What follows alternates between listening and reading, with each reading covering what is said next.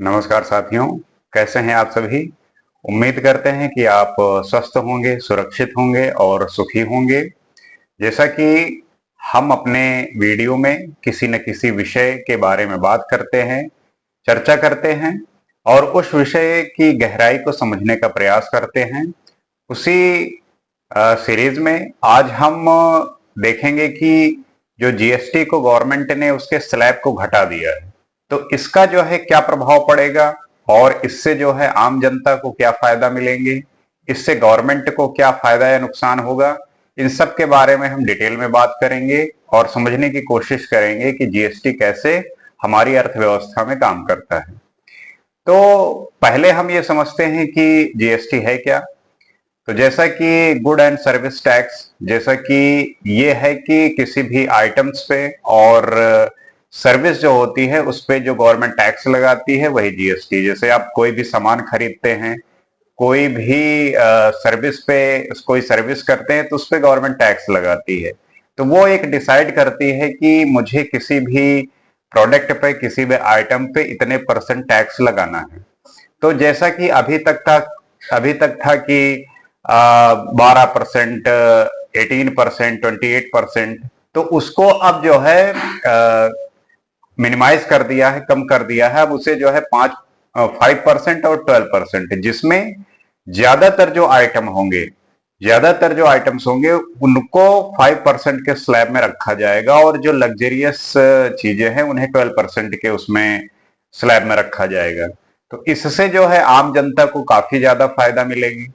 और जो घरेलू उत्पाद हैं, जो घरेलू आइटम्स हैं, उसमें जब इसकी कमी आएगी तो इससे जो है गरीब लोगों को और मीडियम क्लास फैमिली के जो भी लोग हैं उन्हें काफी ज्यादा फायदा मिलेगा। अब बात ये आती है कि जो लग्जरी आइटम्स हैं उनको क्या हमें इस श्रेणी में लाना चाहिए। तो देख, जो बहुत जरूरी चीजें हैं, जो खाने वाली चीजें हैं, जो बहुत एसेंशियल हैं किसी भी व्यक्ति के लिए, तो उस पे उसको 5% में लाना बहुत अच्छी बात है। लेकिन जो लग्जीरियस हैं उन पे 12% लगाना और उसके बाद जो स्लैब हैं उस पे रखना एक तरीके से ठीक है, क्योंकि गवर्नमेंट को भी रेवेन्यू की जो है जरूरत पड़ती है, उसे रेवेन्यू जनरेट करना है कहीं ना कहीं से। अब बात यही निकल के आती है कि अगर गवर्नमेंट ने इस स्लैब को कम किया है तो फिर जो रेवेन्यू जनरेट होगा गवर्नमेंट के लिए उसमें तो कमी आएगी। तो उससे फिर गवर्नमेंट काम कैसे चलाएगी, सरकार कैसे चलाएगी। तो अब इस पे बात ये निकल के आती है कि गवर्नमेंट को कोई और दूसरा रास्ता खोजना पड़ेगा, क्योंकि अगर जो गवर्नमेंट का जो सबसे बड़ा रेवेन्यू का जो जनरेट करती है वो टैक्स से काफी ज्यादा करती है, सबसे ज्यादा करती है। और इसमें कमी लाने का मतलब कि फिर जो रेवेन्यू जनरेट होगा उसमें कमी आएगी। तो कहा जाता है कि कमी नहीं आएगी। होता क्या है कि जैसे आपका जो टैक्स में जो जैसे सारे लोग टैक्स देते नहीं हैं, तो उस कैटेगरी में जैसे आपने एक स्लैब बनाया है, उसमें जो चीजें आती हैं उसी पे आप टैक्स देते हैं।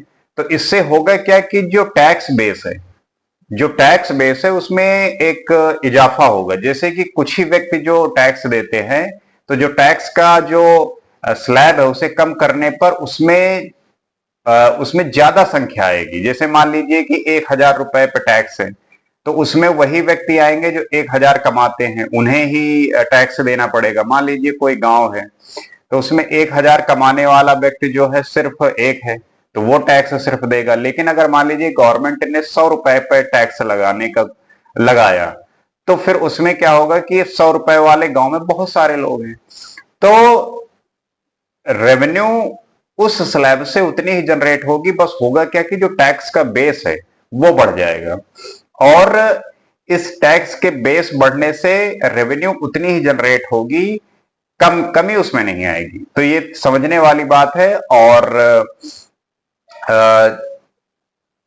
ये नहीं, जैसे पक्ष और विपक्ष दोनों अपनी बातें रखते हैं कि इससे फायदा क्या होगा, नुकसान क्या होगा।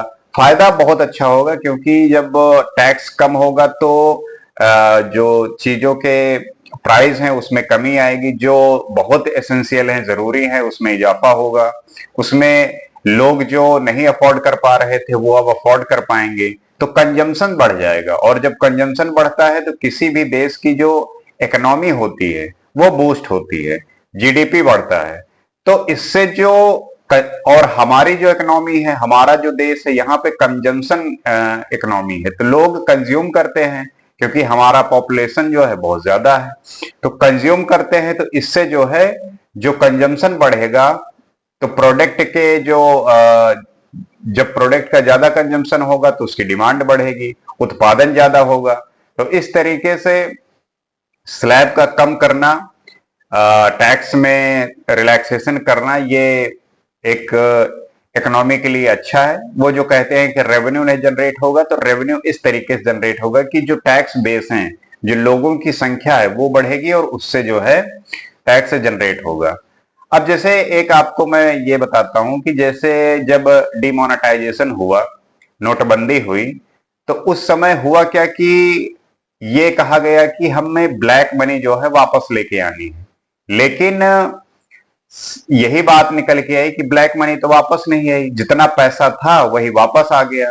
तो गवर्नमेंट, ये भी गवर्नमेंट का स्टेटमेंट है, उसने कहा है कि जो जो पैसा आया वो अब एक तरीके से डिजिटाइज फॉर्म में हो गया। पहले क्या था कि मान लीजिए वो जैसे मान लीजिए कोई पैसा रखा हुआ है और वो कैश के फॉर्म में है, अगर वो कैश जो है अकाउंट में आएगा, इसलिए जो है जब नोटबंदी हुई तो उससे पहले जो है सभी के खाते खुलवाए गए थे। एक तरीके से जो बैंक के अकाउंट में खातों की संख्या है उसमें बहुत इजाफा हुआ था, लगभग हर सभी के खाते खुलवाए गए ताकि उनको डायरेक्ट बेनिफिट दे सकें इस तरीके से। और जब बैंक के अकाउंट खुले तो उसमें जो है गवर्नमेंट जब नोटबंदी लाई, डिमोनेटाइजेशन हुआ, तो उसमें हुआ क्या कि जो भी कैश था सबको, सारा कैश जो है बैंकों में आया, और जब बैंकों में आया तो उसे जो है बैंक अब मॉनिटर कर सकता है, उसे पता है कि कितना कैश किसके पास है और उसे कैसे मुझे उसकी देखभाल करनी है। तो वो जो है सब कुछ डिजिटाइज हो गया। अब सभी के खाते में कितना पैसा है ये गवर्नमेंट मॉनिटर कर सकती है, ये चीज बैंक को पता है। और इस तरीके से जो व्यक्ति टैक्स नहीं दे रहे थे वो जो है अब उस स्लैब में आ गए, उस कैटेगरी में आ गए कि अब उनसे जो है वो टैक्स गवर्नमेंट जनरेट कर सकती है। तो गवर्नमेंट ये अपना एक स्टेटमेंट देती है कि मैंने डिमोनेटाइजेशन, नोटबंदी, ब्लैक मनी को वापस लाना ही एक नहीं था, ये था कि जितना भी कैश है बाहर उसे जो है मुझे डिजिटाइज फॉर्म में लाना है, और डिजिटाइज फॉर्म में लाके जो टैक्स जनरेट करना है, जो टैक्स को हमें लेना है, वो उस कैटेगरी में वो लोग भी आएंगे जो चोरी करते हैं या जो नहीं देते। तो ये एक बड़ा सही जो है मूव था। अब कुछ लोग समझते हैं, वो कई बात कहते हैं कि कहाँ क्या हुआ, कैसे क्या हुआ, लेकिन अब सारी चीज मॉनिटर की जा सकती है। आपका पैसा आपके अकाउंट में है तो इसका मतलब कि आप टैक्स देंगे। तो इस तरीके से उस चीज को एक सही दिशा में ले जाके, उसके बाद आपने देखा होगा कि यूपीआई आया, तो आप अब देखेंगे कि ज्यादातर लोग अब कैश नहीं निकालते, वो सारा जो ट्रांजैक्शन करते हैं वो डिजिटाइज फॉर्म में करते हैं, किसी न किसी यूपीआई के थ्रू करते हैं। तो इससे जो है अब गवर्नमेंट मॉनिटर कर सकती है, बैंक मॉनिटर कर सकती है कि किसी भी व्यक्ति के पास जो पैसा है वो कितना है और किस स्लैब में आता है, और उसके हिसाब से उसको टैक्स कितना देना पड़ेगा। तो ये जो टैक्स वसूलने का, टैक्स जो गवर्नमेंट जनरेट कर रही है, उसका जो पर्पस था वो यही था कि गवर्नमेंट जितना भी पैसा था बाहर और अननोन था वो सही फॉर्म में अब डिजिटाइज फॉर्म में है, तो उसे जो है अब मॉनिटर कर सकते हैं। तो ये जो अभी बात की जा रही कि इस टैक्स में रिलैक्सेशन दिया है, तो ये एक मैं समझता हूं कि अच्छा मूव है। इससे जो है जो जरूरी सामान है उसमें जो है व्यक्तियों को लाभ मिलेगा, और वो जो है जो प्रोडक्ट का कंजम्पशन है वो ज्यादा करेंगे, और ज्यादा जब करेंगे तो इससे इकोनॉमिक जो है ग्रोथ होगा, क्योंकि हमारी जो इकोनॉमी है वो कंजम्पशन की है, और इस तरीके से जो टैक्स बेस होगा वो बढ़ेगा। गवर्नमेंट को उतना ही रेवेन्यू जनरेट होगा, उसमें किसी बात की चिंता नहीं, क्योंकि इससे जो है सभी लोग जो है टैक्स पे कर पाएंगे जो नहीं कर पा रहे। मान लीजिए कोई सामान है ज्यादा महंगी थी, तो उसको जो नॉर्मली लोग खरीद सकते थे वो जो नहीं खरीद सकते थे अब वो भी खरीद सकेंगे। तो जब उसको वो खरीदेंगे, मान लीजिए फ्रिज है, अब फ्रिज को दो लोग मान लीजिए खरीद सकते थे, लेकिन अगर उसका टैक्स कम हुआ तो वो सस्ता हुआ, तो जो लोग खरीद अब नहीं सकते, जब पहले नहीं खरीद सकते थे अब वो खरीद सकते हैं। तो जो दो लोग टैक्स मान लीजिए 28% देते थे, अब वही फ्रिज को 10 लोग खरीदेंगे और उसको जो है 12% पे जो है टैक्स देंगे। तो एक तरीके से वो रेवेन्यू जो जितना जनरेट होना है वो उतना ही जनरेट होगा, बस इसमें जो टैक्स बेस में लोग आएंगे वो बढ़ जाएंगे। तो उम्मीद करते हैं कि इस टैक्स की जो में जो रिलैक्सेशन है इससे क्या लोगों पे प्रभाव पड़ेगा और गवर्नमेंट कैसे रेवेन्यू जनरेट करेगी, इससे समझे होंगे। और आप क्या समझते हैं, आप भी साझा कर सकते हैं। इस तरीके से जो हमारी जीएसटी को लेके, हमारा जो टैक्स स्लैब को लेके काफी ज्यादा हर व्यक्ति की चिंता रहती है कि इससे हम पे क्या प्रभाव पड़ेगा, तो इससे आप समझे होंगे। इसी तरीके से हम किसी नए वीडियो में किसी नए विषय पर बात करेंगे। आज के लिए इतना ही। नमस्कार।